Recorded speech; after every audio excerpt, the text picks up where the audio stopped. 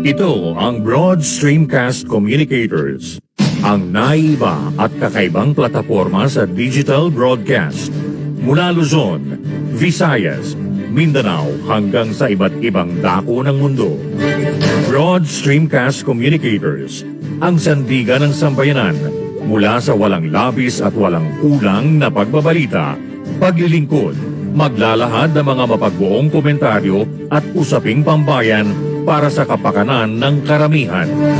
Broad Stream Cast Communicators, tuwirang maglilingkod ngayon hanggang sa susunod na henerasyon.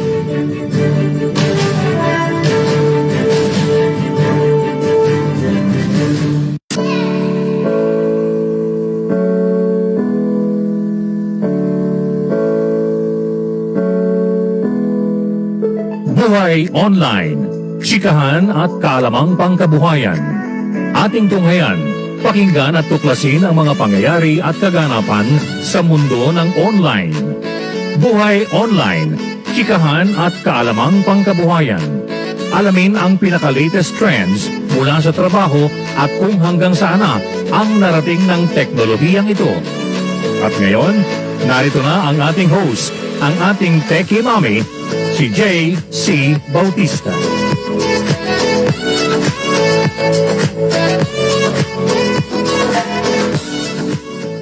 Hello there! Happy Friday, everyone! Happy Hot Friday, napakainit. I mean, really, the weather's getting hotter and hotter and ang lagkit ng feeling. Pero happy Friday, thank God it's Friday na naman. And of course, the week breezed through like that. I hope everyone had a productive week, no? At umiinit na po yung panahon talaga. Ako, I'd rather bear with the cold than the heat. Mas gusto ko po, kung sa Amerika po yung winter, hindi naman, fall. Ang gusto ko ng weather, which is yung gitna ng, yung di masyado malamig, di masyado mainit. Pero talaga, ayoko po yung init. Kaya kung tiisin yung ginawa, yung lamig, huwag lang yung init na ang lagkit ng feeling. So, hindi po ako makahinga sa heat. But anyway, happy Friday, everyone. And I trust that everyone has been having a good and productive week, no? As far as ano po yung concern, yung ating infections or virus situation, di ba kahapon po over 100 lang po yung added na balitang positive infection sa bansa. So, hindi pa rin tayo po nag-iba ng alert level. Ay, naamay ako sila. Anyway, dinaano yung alert level, ganun pa rin po at the same time.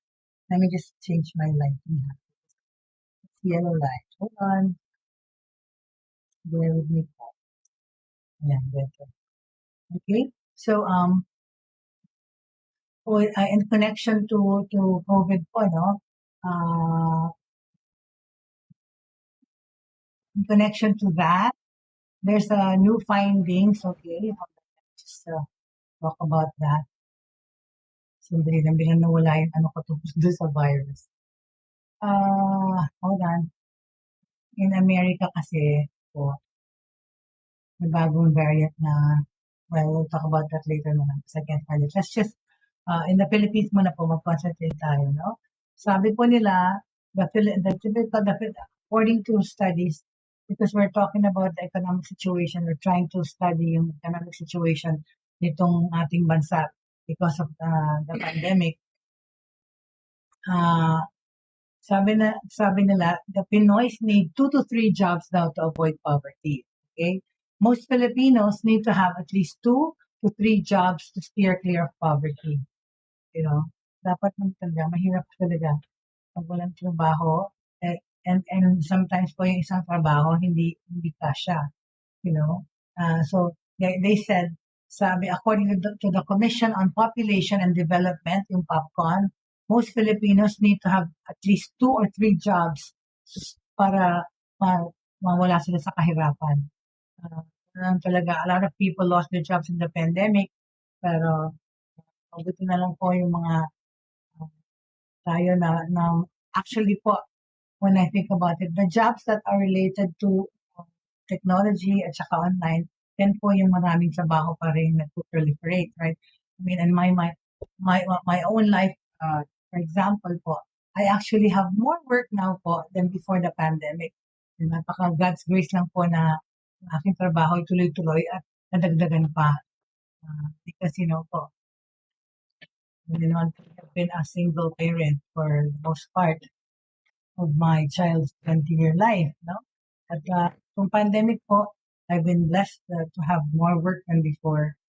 At hindi po yan ang case sa lahat ng tao. Sabi nga ng Popcom, the typical Filipino daw needs at least 2 to 3 jobs to stay clear of poverty. Juan Antonio Perez III, Popcom Executive Director, said the incoming administration of President-elect Ferdinand Marcos Jr. should consider looking into providing a living wage to curb the rising poverty incidence in the country. We are proposing to the Popcom board to study the possibility of having what we may call a living wage, which addresses the cost of living. He said partly in Filipino during a Laging Handa public briefing yesterday. Perez said the government should already look into providing a living wage instead of minimum wage, which could not catch up with the cost of living.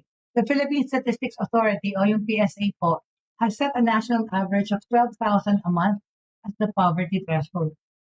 Wala pong, yung 12,000 a month po talaga na yun, napakadaling maubos po yung 12,000. Yung sa isang household na for my own household ho, ilan lang po kami. Yung 12,000 na yan, parang pangbayad lang po yan sa mga nagre-rent po sila or meron kayong mortgage na binabayaran, 12,000, ubos na. Kaya yan po ang poverty level na yan, 12,000 and under na sweldo, talagang considered na poverty level. The minimum wage in most regions pero said is below the poverty threshold. Yung minimum wage ang baba. If you have 2 kids, okay, then kung dalawang anak nyo, kailangan both parents should work. In places like the NCR National Capital Region, you have to have 2 jobs sa Metro Manila. Outside of NCR, we saw in many regions, especially in the southern part of Luzon, Visayas, and Mindanao, that you need to have around 3 jobs if we based it on the minimum wage. So,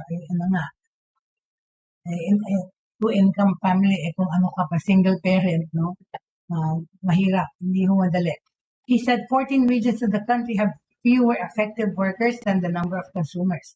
Citing data from the PSA, Perez said the number of Filipinos living below the poverty line rose to 26 million in 2021 as a result of the pandemic po. The figure comprised 23% of the country's population. The number of people living in poverty has notably jumped in areas like the NCR, Central Luzon, Central Visayas, and other areas where the incidence of COVID is also high. So, dun po, nag-increase yung poverty level. Okay? Magandang umaga sa lahat. Thank you very much for those joining me today. Welcome to the session. Okay. So, as I was saying, nag-increase po ng 23% ang poverty level from 2021. Perez expressed hope that the Marcos administration will take advantage of the demographic transition and continue implementing population development programs. The Philippines, he said, has only 10 to 15 years to take advantage of the demographic transition to smaller families. By 2035, he said, there would be more Filipino elderly who will be requiring more resources. Okay? Aside from maintaining the family planning program and addressing the cost of living, Perez also hopes that the next administration will push policies on food security and housing. Okay? Para makatulong po sa lahat. No? So, yun po ang take dyan tungkol sa poverty, tungkol sa employment, and dapat ang Pilipino ay hindi lang isang trabaho para pagkasyahin. I think that's true.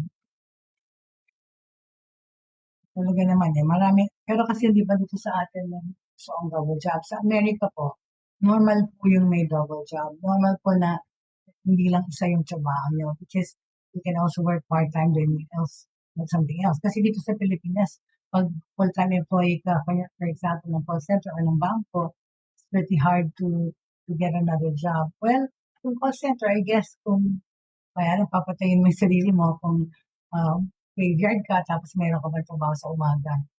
Pahinga mo lang siguro konting oras ng tulog. Yun naman, you're gonna kill yourself naman for that. Pero yun na nga, the times require it because hindi kasya yung isang sweldo lang. So that's why they're saying that the typical Filipino should have more than one job. Right? Okay. In connection pa rin to that, right? We are urged to get our second COVID-19 booster shot. No? Kasi namimigay na po ngayon ng second dose. Eligible population urged to get second COVID-19 booster. The National Task Force, or NTF, against COVID-19 yesterday urged all Filipino eligible to receive their second boosters to get inoculated as the government rolls out second booster shots for the elderly and the healthcare workers. NTF Deputy Chief Vince Dizon said that out of the 70 million fully vaccinated Filipinos, only 13 million have received booster shots. What this means is COVID is still there, and I hope the citizens can remember all the hardships we went through. Bumaba na nga ang infections, pero huwag natin isipin na wala ng virus dahil meron pa. And because of that, we should remember how important vaccination is, and we should get all boosters now. For those eligible for second boosters, you should get those too.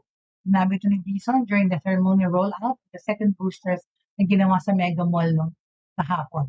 When the government started giving second boosters to immunocompromised adults last month, the rollout for health workers and senior citizens was only approved earlier this month following a careful study by health authorities. Kasi po, even sa Amerika, deliberate pa yan kung kailangan pa ng fourth booster shot. Ginawa na lang optional kung sino yung gusto. Okay? The Department of Health said the rollout of second boosters to eligible Filipinos is expected to be implemented simultaneously nationwide depending on the readiness of regional and local vaccination centers. Ang DOH po said COVID-19 vaccines by Moderna and Pfizer should be given to the elderly and healthcare workers above 18 years old at least 4 months after the administration of their first boosters. So 4 months after dapat. Okay? As of Thursday, kahapon, the government has administered over 151 million doses of COVID-19 vaccine, including over 66 million first doses, over 70 million second doses, and only over 30 million for first boosters. The NTF has yet to provide a breakdown of boosters administered, whether they were first or second. Okay? So, kung pwede lang po, magpa-second booster shot na kayo. Okay? Tungkol naman sa fake news,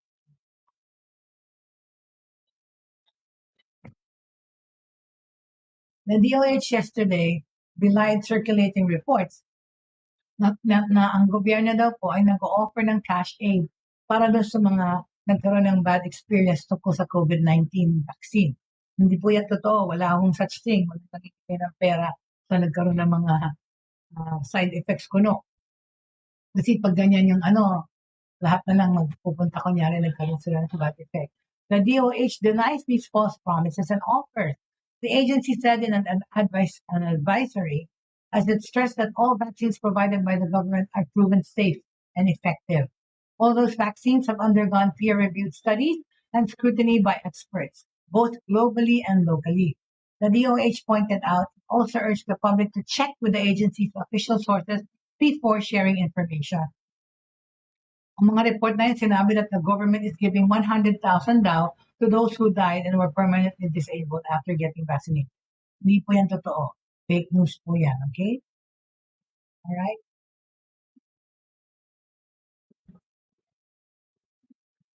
Ano po yan? Fake news yun na walang namimigay ng ayuda sa mga namatay dahil daw kunyari sa vaccine. That's not true, okay? Alright? So now, okay, we go back po to the subject of yung mga work that because that we didn't finish yesterday regarding the top jobs that women have. We finished altogether the 10, no? And now naman, we talk about people.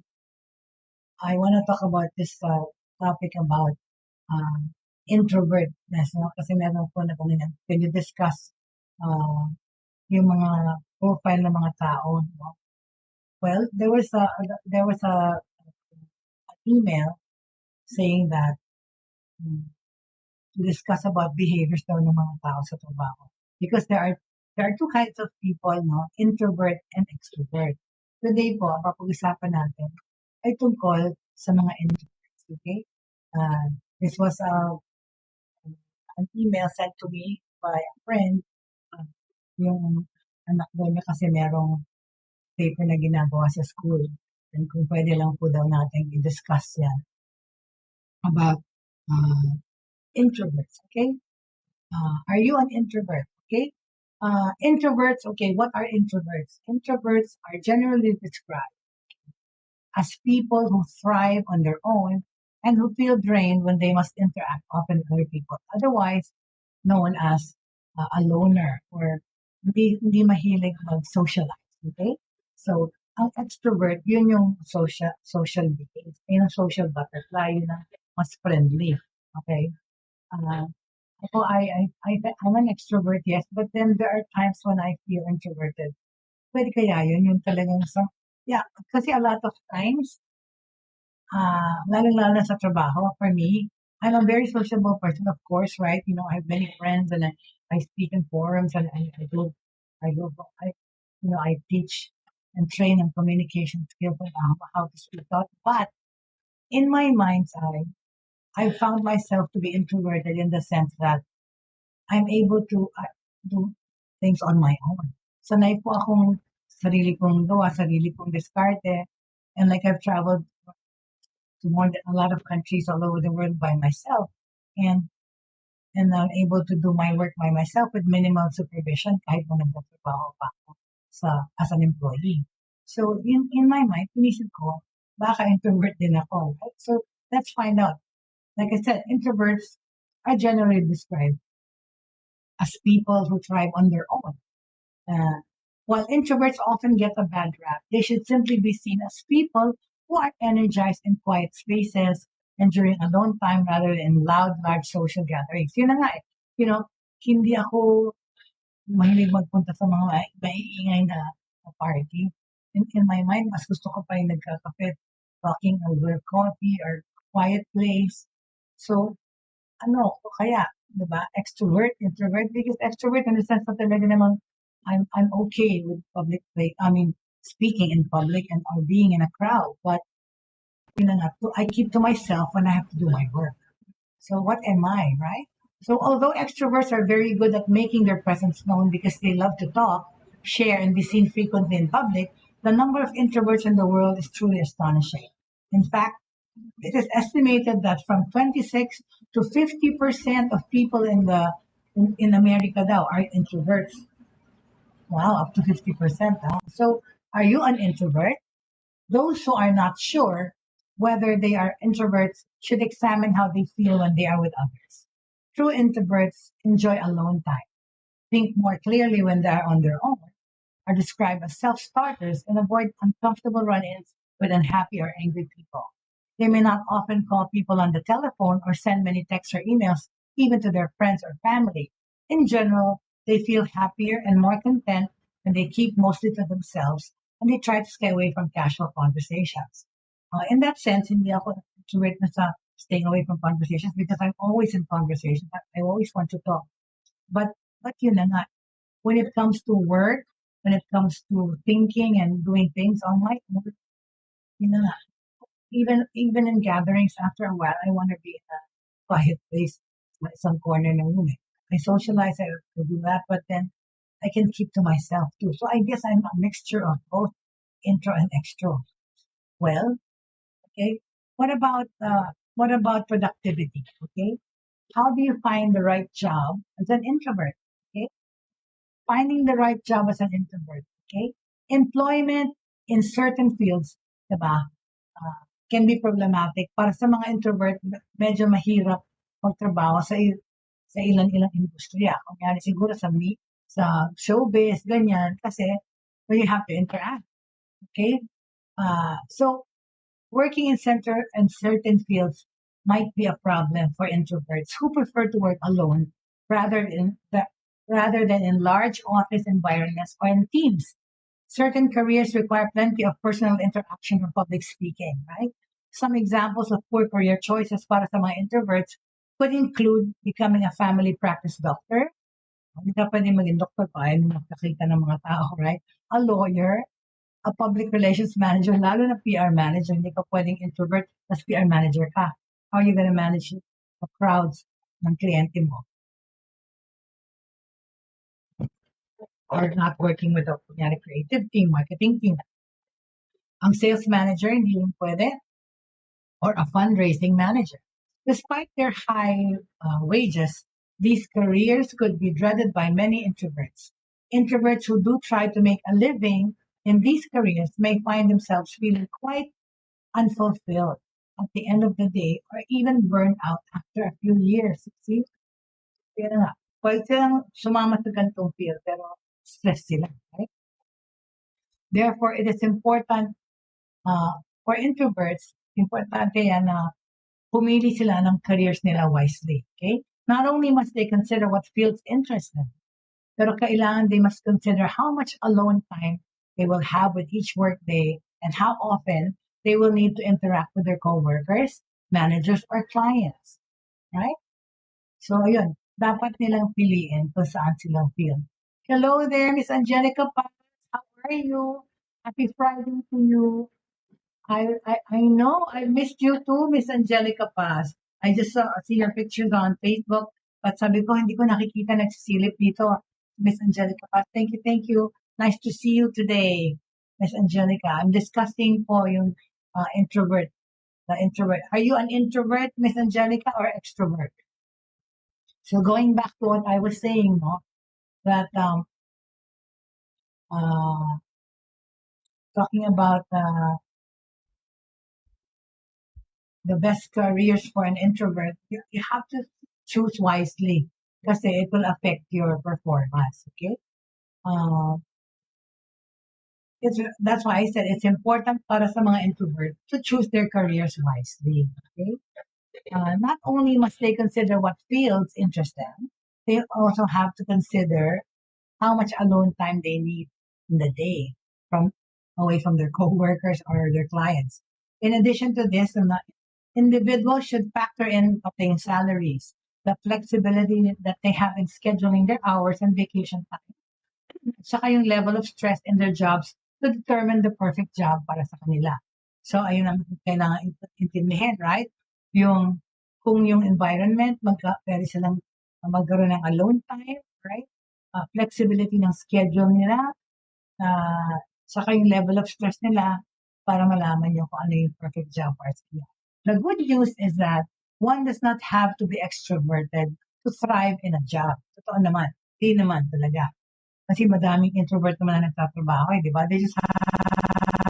Introverts do not have to feel as if they are on the sidelines or as if they have been cut out of meaningful jobs that allow them to succeed and grow in their careers. Instead, okay, ang introvert dapat pumili ng trabaho that allows more time for quiet work on one's own rather than one personal connection that may be maintained. So, dapat silang pumili sa trabaho na pwede silang maiwanan na mag-isa to do their job, hindi masyadong nakikihalubilo sa mga co-workers nila. Yun ang importante doon sa isang introvert. Okay? Pero hindi naman kasi pero sabihin hindi siya pwede makipag-mingle sa kanyang mga katrabaho. Pero yun, in the past, I've already worked with some people who are introverted. Kasi mahahalata mo sila yung mga introverts because they keep to themselves. Pag nagkakantuhan kayo mga mag-office mate, siya tahimik lang sa sulok, hindi nagpa-participate, tapos kakain lang sa corner mag-isa, those things you can see there are telltale signs of an introvert. So, what are the best careers for introverts? Okay? Whether individuals are heading to college for the first time upon high school graduation or heading back to further their education to take their masterals or take a second degree, okay? Itong mga career path na to po, ko or exactly impart ko sa inyo yung mga trabaho na pwede sa mga introvert, okay? Kasi, let's just say that when it comes to how successful you're likely to be in a job role, whether you're introverted or extroverted, is irrelevant, okay? What does tend to happen, however, is that yung mga tao na may introverted personality find themselves in more independent work positions due to their less outgoing manner. Tama, di ba? Makes sense eh. Yung mga, yung mga independent na worker, mga introvert yun na kaya nga naiisip ko talaga na there's some degree of being an introvert ako eh. Kasi sanay po ako talaga na working on my own, bringing it on my own with the least supervision. And I'm best talaga left alone because, but I can work with a team, I can lead a team, I can, you know, prod them on. Pero when I'm by myself, I can work wonders feeling ko talaga alone because I've done it all my life. I've winged it, you know, the 20 years of my child's life. I've been a single parent and a working single parent at that. So, sanay po ako ng mag-isa. There are great opportunities out there for introverts that suit their independent skills, while other jobs that involve too much human interaction may not be well suited for the introvert. So, ano nga ang mga best na jobs for the introvert? Right? Kasi nga, kanina sinabi natin, ano ba ang introvert? Diba? So, introverts may be more quiet and reserved than extroverts, but they can still be highly sociable. And often have impressive interpersonal skills. Tama ako yata yun talaga eh. Introverts are without a doubt more than capable of taking on the very same responsibilities as extroverts, but rather tend to prefer working in fields that allow them to best utilize their strengths. Yun na nga talaga. Doon mo nakikita yung, then I think yung mga introvert, yung mga boss quality yan eh. Kasi kaya nilang dumiskarte on their own. Right? So that's why I feeling ko combination, but mostly introverted din. So working ethics. So what should introverts look for? Okay. Again, when looking for a job, introverts should aim to find positions that will allow them to work independently. Ayun ang operative word dun eh. Independently, may alone time or by themselves, unperturbed, hindi masyado nagugulhan dahil maraming team, okay? Pwede siya mag-supervise ng team. Pero, working alone, tapos impart lang niya yung siguro yung knowledge, no? Rather than in a large group. It is also important for introverts to find jobs that allow them to work in a quiet space, hindi yung malakas ang tutok.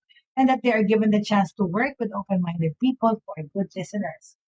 In general, ang mga introvert po would work best if they're given the opportunity to focus on one task at a time rather than being asked to multitask. Although ako, multitask po is my middle name. So, okay sa akin yung multitasking.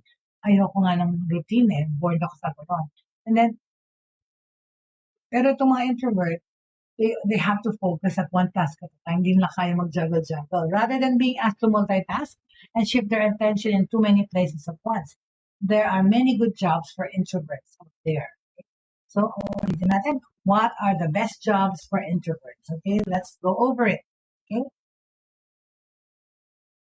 Therapist daw. Okay? Ang therapist daw, working as a therapist requires a great deal of empathy and an ability to listen. Okay? Since that's what being a therapist is all about, which are skills ng introvert, ang mga introvert tend to have that skills. Magkaroon ng lending their shoulders to cry on. May empathy sila, ability to listen. Okay? Sa Amerika po, ang annual salary nun mga $44,000. So, segueing into that, itong day and age, anong magandang trabaho ng introvert? Software developer. Okay, bakit? Because individuals who love computers and technology and who are comfortable sitting behind a monitor for most hours in the day will love the salary and the benefits that they get from a software development career choice. Parang ako yan, di ba? 24/7 na ako nakaupo sa harap ng computer. Kaya nga, sabi sa'yo, introvert ako kasi I get oblivious. And even if there's noise around me, I can close it in. Just have my own world, continue my work regardless of what's happening around me. Pwede ko yung ganun eh. Magiging oblivious ako. So, siguro nga introvert ako. Pero ang daldal ko, di ba? Saka, super being with many people all the time, speaking at forums, attending webinars and all. So, paano ako naging introvert ng ganung manner? Pero maraming traits, maraming telltale signs that I am, right? Okay, so going back to software developers help to create new computer programs for nearly any commercial or consumer use. They must know how the software will be used, how to create a secure platform, and how to write the correct code for the software. In addition, they may also help to install new software or work bugs out of the system if the software doesn't work correctly, right? Okay? So many software developers spend most of their working hours on their own. Yan yun eh, totoo naman. Eh, parang galit-galit sila dun eh. Tahimik naman, hindi naman dadaldalan sa sayo-sayo sa music yung mga software developers. Sinasabi nga nila, di ba, before yung mga nerdy, geeky ones are the IT people. But not anymore, not in this present day. The geekiness and nerdiness of people is cool down. That's the new cool, to be nerdy and cool. I'm guilty of being tagged as a nerdy geek because I'm a word geek. I'm a grammar and spelling and word geek, I guess. Okay, so software development is a growing career. Okay, and it's lucrative for a lot of people. Although they must occasionally meet with their clients or co-workers to mga software developers to discuss software needs, graphic design, upgrades, or maintenance. Many of these individuals can choose to work from home, picking and choosing the best projects for them as a freelancer. And totoo naman, di ba, truth be told, in this pandemic situation, yung mga nasa IT, mga digital marketing and digital selling and reselling, ayan po ang mga nag-proliferate na trabaho ngayon sa pandemya. So, if they need to speak to their clients and coworkers to discuss software needs, graphic design, upgrades, or maintenance, many of these individuals can choose to work from home, picking and choosing the best projects for them as a freelancer. In general, software programs will have more time on their own than software engineers. Okay, software development is a growing career in the United States. Okay? Uh, while there while there are currently over 1.2 million people employed in this area, the number of software development jobs is expected to rise by 24% by 2026. It's already on the rise now, right? Right? Okay, so another job that is good for an introvert is in accounting. Okay, an accounting manager makes sense, di ba? Yan yung mga bookworm, parang nasa ano lang sa tabi, calculate dyan. Normally, yung mga accountant or bookkeeper, di ba, mga manang, parang mga older ladies or mga single old ladies, sila yung mga bookkeeper. Parang mukhang teachers. But anyway, so this is an accounting manager job. The main duties of an accounting manager are to manage the daily operations of the accounting department, from data analysis to creating accounting policies and financial reports. Sa Amerika po, ang trabaho na to, tingnan nyo, ang average salary po ay 71,332 yearly. Okay? So, kung ano yan. Pero syempre, kung sa Philippines yung accounting manager, pesos yung sweldo, right? So, but just imagine that. If you're in America and you're earning 71, let me just 71,332 times 52. Oh my gosh. So you're earning 3 million a year, so to speak. You're earning over 300,000 pesos a month na sweldo as an accounting manager. Oh my gosh. Diba? Grabe. Okay. So, what else? Computer system administrator. Again, it's in IT. Again, it's in computers. Kasi talaga naman po yan ang magbebenta ngayon.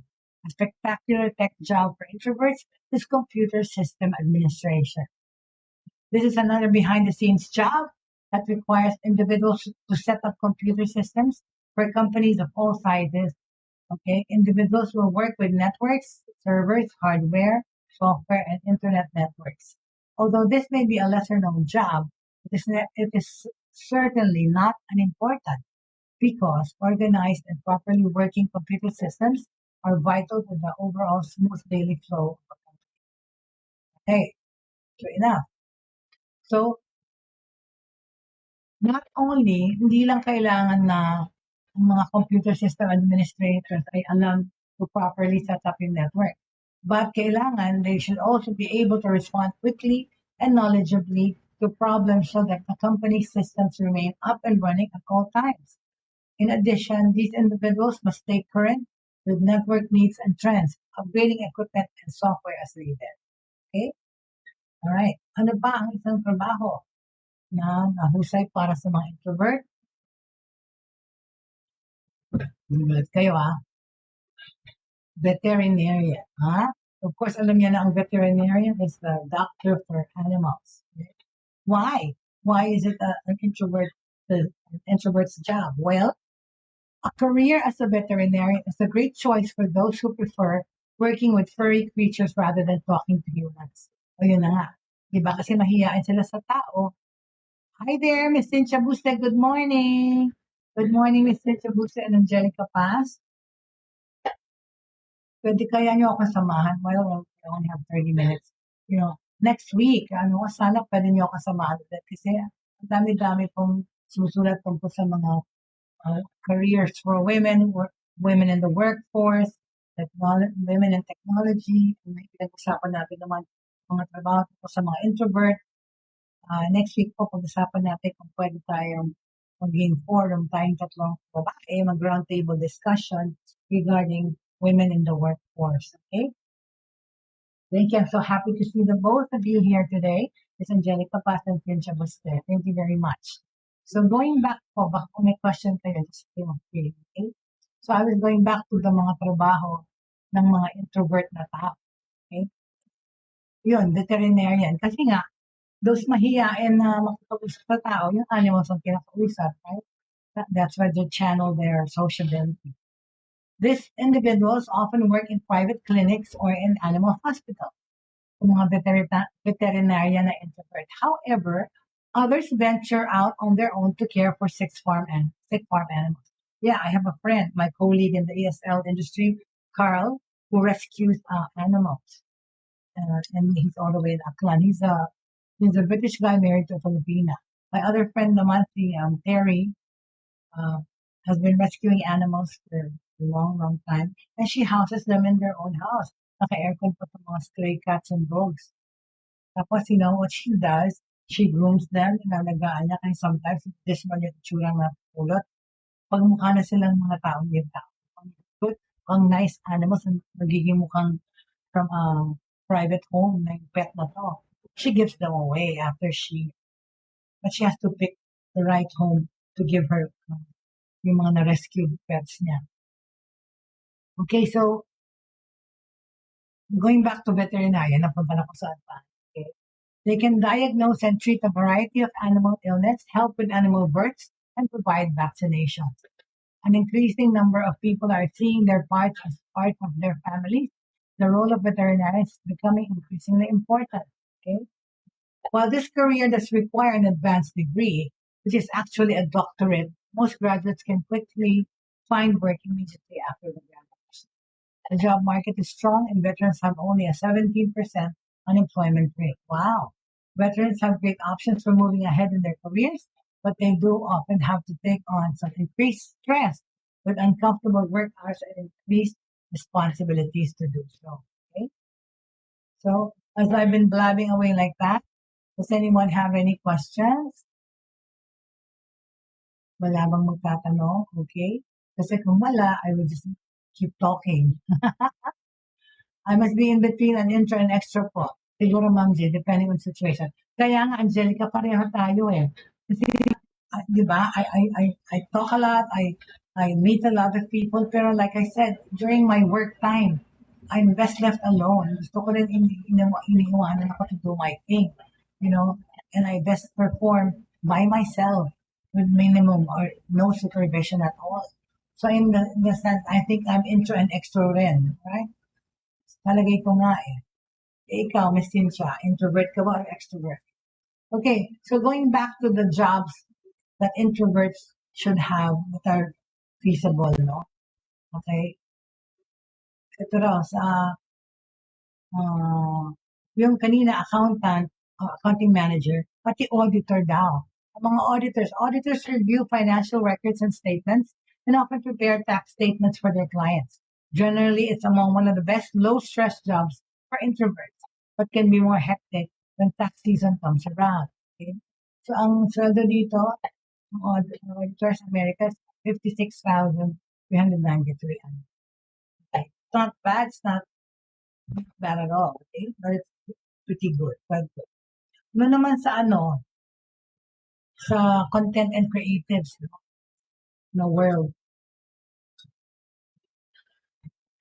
anong trabaho that is right for an introvert in the content and creatives field? Editor. Editor, right? Talaga naman, like me, I've been editing stuff. Because yeah, when you're editing, you're left alone, you're just there in your room, reading and looking. The main responsibilities of an editor include reviewing grammar, spelling, and style errors before a text is published. So, perfect yan para sa isang introvert. Dahil wala ka namang kailangang confer or kausapin. Kailangan mo lang gawin ay mag-correct, right? Which is by yourself. Hindi mo kailangan ibang tao to do that. Knowing na they're hired you because you have impeccable grammar and spelling. So you're not supposed to need any help from anybody else. Right? Okay? So, yun ang trabaho ng editor. Magaling yun sa mga introvert, extrovert for that matter. Okay? The next one is social media marketing. Yan po ang very, very common nowadays. Social media marketing. Social media managers both plan and execute social media marketing plans as well as analyze the performance of their campaigns. So, yan ang natin ko dito sa excuse me, pardon me. Okay, yeah. So, social media managers can plan and execute yung mga, ayan, pati yung how to market online, how, how to have PR online, yan po ginagawa. Tsaka yung mga analytics, yung mga survey, yung mga postings po sa inyong page, gawa yan ng social media marketer nyo or manager. Okay, social media marketing, social media manager, social media management, ganun po. Just look at you po in this day and age. Marami po. Ayun na, I have my own creative marketing company that does social and digital marketing for our clients. Okay? So, the next one is wow. Sobrang naman hyperlooting to my the simple ones first. Okay, next one is graphic designer. That's right. In this day and age, kailangan yan. Because when you try to put your brand to the fore, when you're trying to make yourself known, what do you need? Good graphics, good representation, good layout. And for that matter, you would need a graphic designer. Okay? Graphic designers use a variety of tools in order to create visuals for their company. Any other creative jobs, such as an illustrator or web designer, are among the many good jobs for introverts. Okay? Sabi rin yun, right? Ano pa? Writer, technical writer. Ano nga ba to? Technical writers create user-friendly guides and manuals para sa mga programa, para mas maintindihan sila mabuti. Para mas maintindihan silang mabuti ng everyday kliyente. If you are less into technical writing, there are also endless other kinds of writing jobs that you do, such as creative writing, content writing, or copywriting. So, magandang trabaho niyan tanggapin, okay? Anong average salary niyan? $59,000. So, on that note, kanina we were talking about digital and all that, and creatives. Okay, there's the content manager. Okay, this job or position is the main role of a content manager is to take charge of a company's content strategy and development as well as managing content writers. Ano ba yung mga sinusulat na content? It is the text to sell your product. It is the text to sell yourself. You have to fix that nicely and submit it. Okay? So yung content manager, siya nag-check ng mga postings, what, right? Tsaka to write good copy. They have to be copywriters as well. Okay? Okay. Another lucrative job though for an introvert, what's good, is to be a radiologist. Wow. While radiologists do work with humans rather than with animals, there's a behind the scenes job that really requires much interaction with patients. Ano kaya yun? This job evolves around diagnostic tests in the health area, which it could include reading x-rays, CT scans, and MRIs, as well as providing proper diagnosis and recommendations for further testing. Galing, di ba? So most of these physicians work in clinics and hospitals, right? And most spend a majority of each day on their own while they're analyzing images. Some may specialize in oncology, while others may work in interventional radiology during in-depth patient procedures. However, the best option for introverts in the field is diagnostic radiology. Wow.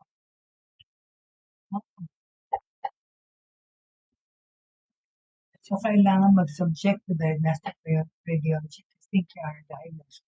Okay? Of course, it is in no way easy to task. It's not an easy task to become a radiologist, as these professionals must have well over a decade of higher education under their belts. However, the payoff is greater with annual entry-level salary of over $200,000, and some experienced radiologists may make over $400,000 annually. But the job outlook for physicians in general positive, with yung outlook for physicians ng mga trabaho ko, generally po ay positibo na effect yan, with an expected growth of 13% the number of jobs in the field by 2026. So, hindi pa lumalabas yung mga trabaho natin dito. So, dito lamang. O, ayan daw also. Filmmaker. Okay. I can understand again how a filmmaker can be introverted. Yeah, because you have a lot of planning to do, a lot of deliberating to do, a lot of thinking to do. A filmmaker can have a wide variety of tasks in the creation of a film and requires a great deal of creativity. A filmmaker is in charge of the vision of the project and takes charges of its production. Ang annual salary po nito sa Amerika ay $47,780. Ano pa po ang, ayan, kasi yung filmmaker, medyo deep na yan eh. Pinag-analyze. Lalo na rin pong isa pa. What jobs for introvert? An artist. Okay, because an artist, you're left alone to express yourself. Diba? When it comes to art, there are really no boundaries. And there are endless varieties. Isipin nyo, no?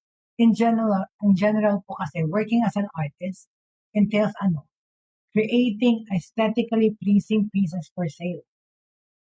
Pwede ka naman and it is among the low-stress jobs for introvert. Okay. So, yan. Isa pa, photographer. Okay? Photographer. Being a photographer often means that you see the world in a slightly different light than others. And you are a creative person, di ba? So, dapat yan slightly different light than others. And are creative enough to shoot all kinds of events from art portraits to weddings and commercials. So, ang photographer, dito ang bayad niya, $16.54 per hour. Okay? So, being a photographer means that you should be creative enough to shoot all kinds of events, from art portraits to weddings and commercials. Okay? And, last but not the least, last pala, marami pa eh. IT, sa IT po, software engineer, software manager, ayan po ang mga trabaho ng introvert. Bakit? Software engineer. The main duties of a software engineer include using computer languages to both build and test software systems. This job is surely one of the most high-paying, low-stress jobs for introverts if they have the proper experience. Kasi nga, diba, they keep to themselves, sinabahalan ng program, gawa ng software, kailangan ng patahimikan. Tsaka, hindi mo kailangan mag-confer sa maraming team. At sa Amerika, ang trabaho na ito ay mataas, 71,000 annually. Wow, that's pretty cool. Yun ang over 300,000 a month. Well, tapos sumunod dyan, mas mataas, yung IT manager. Why? An IT manager generally manages the security and operations of a company's organization's information system. Yung MIS nila. Ang manager niya, mataas ang sweldo, 87,706. Ano yan? I-convert natin. In other words, wow, 71,000, ito, 87,767 times 52. Oh my goodness, 4 million a year divided by 12. See, it's over 380,000 pesos a month ang sweldo ng isang IT manager. Dito sa atin, makasweldo ka ng 100,000 a month na empleyado ka, maganda ng trabaho yun. Pero that's why they go abroad. That's why a lot of our IT guys want to go abroad to work because imagine their sweldos will be triple, right? So yan, IT manager, software engineer. Okay, very good. Okay, last na lang before we go. But ano pang trabaho is landscape designer daw, translator, pwede rin. Translators kasi convert information from one language to another and work in a wide variety of settings from courtrooms to schools and even private clients. So, okay lang. Yung mga translators sa America, they're paid 19.91 per hour, almost $20. Okay? Yung veterinarian kanina, mataas din sweldo nun. Siyempre, depende kung meron kang private practice or kahit sa hospital ka, mataas din. Okay, itong isang last naisip mo na introvert ka. Pwede. Kung ano man. Wala ka namang boss dito ka ni sarili mo. Chef. Tama. The job of a chef tends to include managing a kitchen of a restaurant or hotel, as well as looking over all the food preparation, training staff, creating menus, and maintaining food standards. So pag nagawa mo na lahat yun, yung training, at naman-mando ka na doon, pwede ka na mag-retreat sa iyong back room, gumagawa ng mga menu, mag-research ng mga ibang cooking trends or cooking styles. So a chef is also could be a job for an introvert, right? Right. In conclusion, okay, obviously, ano ba to? Cynthia, yes po, I would love. Yes po, ma'am, it's our joint honor po. Check po namin ni Miss Angelica ang aming schedule. Okay, thank you. All right. I would love to work. Dali lang. Let me just read. I would love working with more interactions sa tao, contrary to my introvert personality na unti-unti pang na-outgrow. Tama. See, because nga, when you work for a field that entails you to meet a lot of people. So, misensya, yung pagka-introvert mo, nakakontrol mo yan. Kasi nga, you love to work in a field na mag-interact sa mga tao, like in the medical field, no? As a healthcare provider, kunyari, mahirap na hindi ka makipag-mingle sa mga tao. Pero yun nga, ako rin parang combination. So again, in conclusion,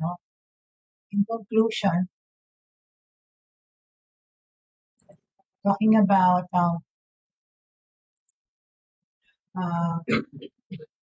most of the best high-paying jobs for introverts are found in the realms of mathematics, science, and technology. Ayan na naman po si STEM, science, technology, engineering, and mathematics. In other words, not technology. Thankfully, okay, these are often the fields in which these types of people excel naman talaga. Talaga naman, yung mga software engineer, mga publicists din, yung mga writers, right? They keep to themselves. Kaya nga ako talaga, nakakabilang din ako talaga sa pelikula. Talagang combination ako eh. These 10 jobs, definitely, these jobs that I mentioned definitely minimize the necessity of frequent connections with others whether they be co-workers or clients, and focus more on one's connection to his own work. See, kaya ako nakaka-relate kasi nga yun, mas nagagawa ako mabuting trabaho ko kung hindi ako maraming tao sa paligid na I can supervise, I can oversee, but then working closely or working by myself is more more lucrative for me. Mas matatapos ko at magagawa. They focus on the independent work in quiet spaces as well as the need for highly focused attention to detail. So, pag ang mga introverts choose one of these careers, okay, not only will they see great improvement in their bank account, but they will also feel more satisfied with their jobs. Okay? So once again po, no, yun ang mga trabaho na advisable para sa mga introvert. Okay? On this note, okay, so let's talk about Ms. Cynthia and Ms. Angelica next week. Let's have a usual, maybe it's going to be, we'll make it a Wednesday, when we talk about women in the workforce and women empowerment. Pero hindi lang naman yung day na yan para sa babae. Pero kasi ang dami-daming nag-message at nag-email tungkol sa women empowerment, gender equality. Let's discuss that next week. Okay? So on this note po, I'd like to thank our friends who are here today. And I'd like to also wala akong birthday greetings today. I don't have anyone to greet happy birthday, but May is ending na naman po and giving way to June, which is half of the year na po.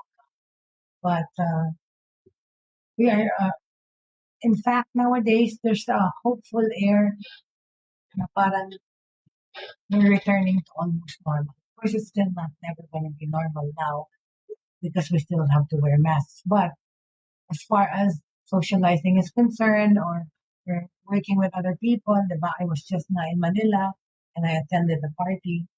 Kahit na po parang mababa na yung restrictions, we still have to be careful and be thankful. Okay? Each day, hindi ko nasabi ito ibang mga news ko. Ayan, BTS to join US President Biden at White House. Hindi ko na nakwento yan kasi na-engross ako sa trabaho ng introvert. But with regards to that, yung mga fans ng BTS, okay? Yung balitang yan is because the courtesy call ng BTS, ito yung Korean pop team, okay?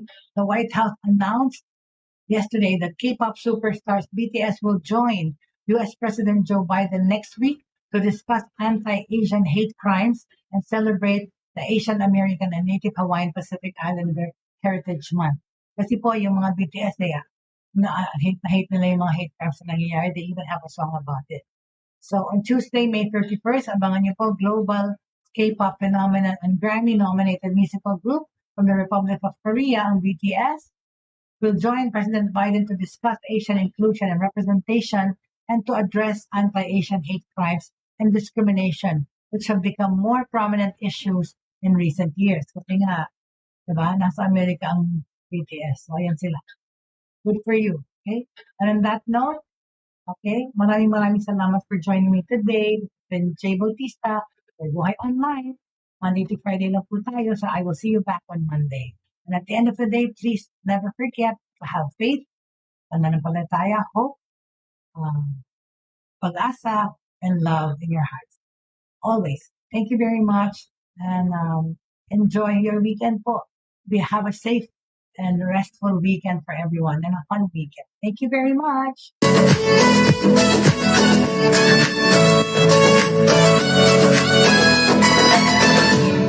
Inyong natunghayan at napakinggan ang mga makabagong pamamaraan sa mundo ng online sa pamamagitan pa rin ng Broad Stream Cast Communicators.